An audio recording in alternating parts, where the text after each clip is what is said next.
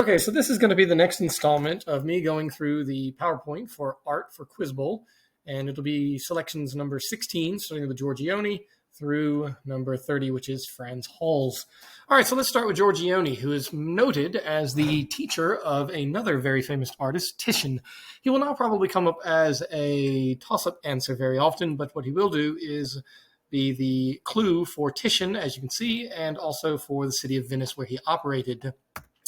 There is his most famous work, probably, The Tempest, showing a woman breastfeeding a child with a storm in the background.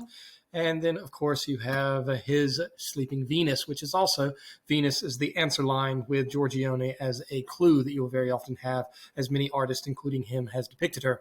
However, like I said, he's probably most noted for being Titian, or Titian, if you would like, his teacher, who, of course, is later going to have, we're about to see, his Venus of Urbino. And there he is from Venice.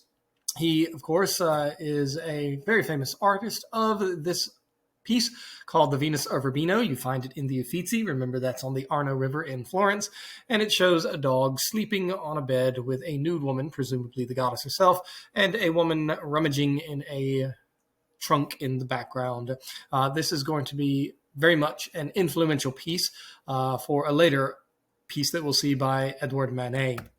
There is his Sacred and Profane Love, which I think you can see it, not in the Uffizi, but in the Galleria Borghese, which is a rather underrated art museum in Rome.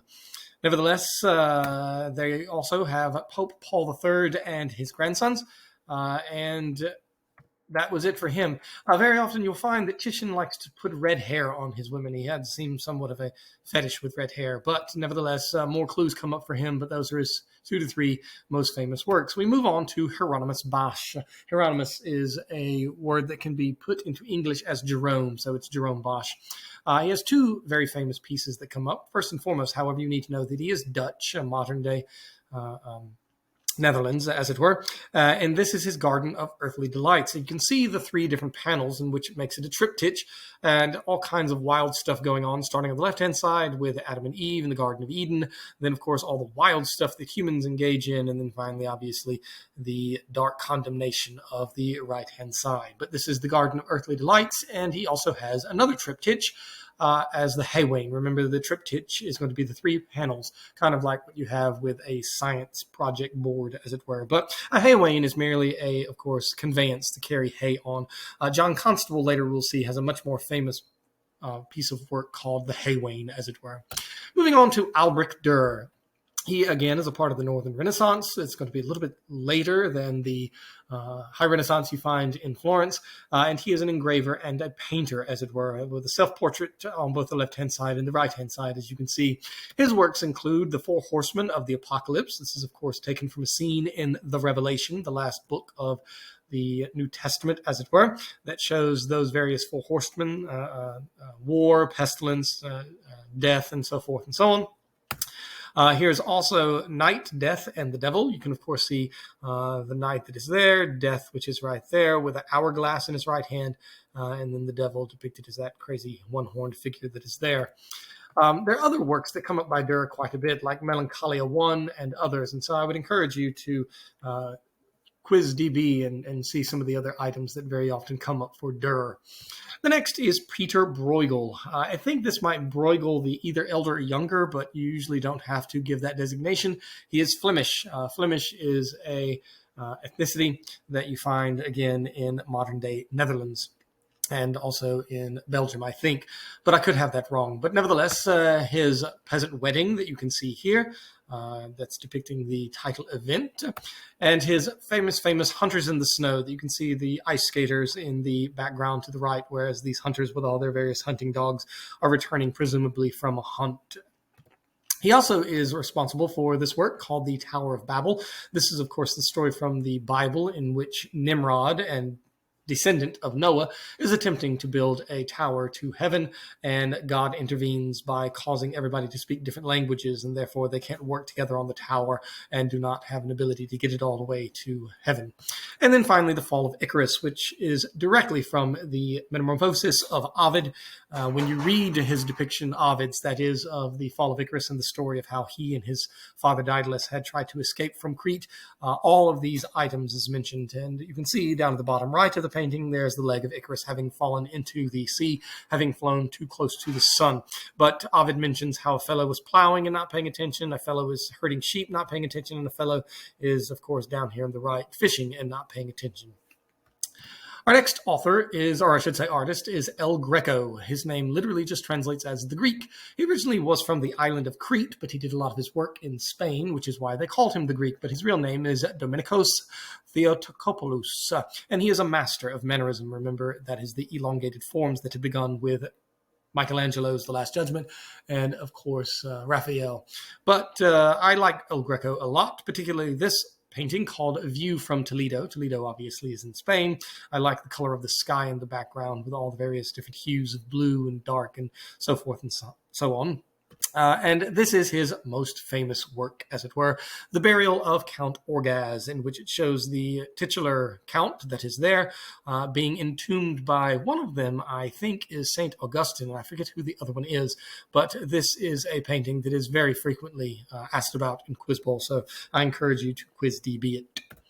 So we move on now to the, of course, review of mannerism, Raphael, Michelangelo, Tintoretto, which I did not have on here, Cellini, which is also not in this PowerPoint, but infrequently they will come up. I think Tintoretto has the Madonna of the Long Neck particularly, and Cellini some other works as well. But now we move on to more Northern Europe, and this, of course, would be Hans Holbein the Younger, but you usually don't have to give the Younger. He is a very famous portraitist of Henry VIII, the king who, of course, breaks with the Catholic Church and starts with the active supremacy, the Anglican Church, as it were. And on the right-hand side, you see, of course, Erasmus, the famous humanist thinker from Rotterdam, modern-day Netherlands. And some say Erasmus is the best Latin stylist of prose since that of Cicero. He is famous, most famous, I would argue, for, of course, the Ambassadors. I'm going to hide this for a second. Sorry about that. If I'm having trouble, there it is. In which you have an amorphic skull down here. I forget the names of these two guys, but they are often mentioned by name. I think one might be Selve or something of that nature. QuizDB it, and if you commit it to memory, you'll be able to power this question most of the time. You can see a lute and a globe and all kinds of things for the two of them that are here. But nevertheless, a rather common painting that comes up quite a bit in Quizbowl, but the Ambassadors. We move on into a period of art known as the Baroque. This period in the 1600s into the early 1700s is a movement in both art and in music. But here you can see for art, we will be encountering Caravaggio, Bernini, who I put in capitals because I think he's just so fantastic as a sculptor of marble, Rembrandt, Velázquez, Rubens, Van Dyck, Hals, and Vermeer. We will only be able to get through, I think, Halls in our numbers 16 through 30 that is here. But there is Caravaggio, the Calling of St. Matthew. And here you can clearly see the, of course, chiaroscuro technique, which is very prominent in Baroque art, in which you see a contrast between light and shadow. Caravaggio, is probably the greatest of the Italian Baroque artists, and I would argue this is his most famous painting, although you should become familiar with some of the others, like the card sharps, as well as others. There is my favorite painting of his, which I want to say it's in the, it's either in the Uffizi or the Vatican, but I think it's the Uffizi. This is the Adolescent Dionysus. It doesn't come up that much in Quizbowl, but it is my favorite Caravaggio painting. Here's the Crucifixion of St. Peter, which, remember, is going to, by tradition, have been crucified upside down as he saw that he was not worthy to be crucified in the same way as his Savior Christ. And, of course, Judith beheading Holofernes, which is a popular scene for artists throughout the ages. There was a great bonus question earlier this year in the 2022-2023 that also compared Caravaggio's Judith beheading Holofernes by another artist of the 1600s named Gentileschi, in which she made the character of Holofernes, her rapist, who actually in real life had raped her, and she made herself in the, of course, her face on that of Judith, who was beheading him. But nevertheless, this is Judith beheading Holofernes. You find this in the Catholic Bible, the Book of Judith, in this, of course, scene, but not in the Protestant one, but it is rather popular with artists. And then finally, the Entombment of Christ, which is another famous Caravaggio painting. So we move on now to Bernini. He is the master of the Roman Baroque in sculpting, and I would argue nobody has been better in the medium of marble than him. His works that are in the Galleria Borghese.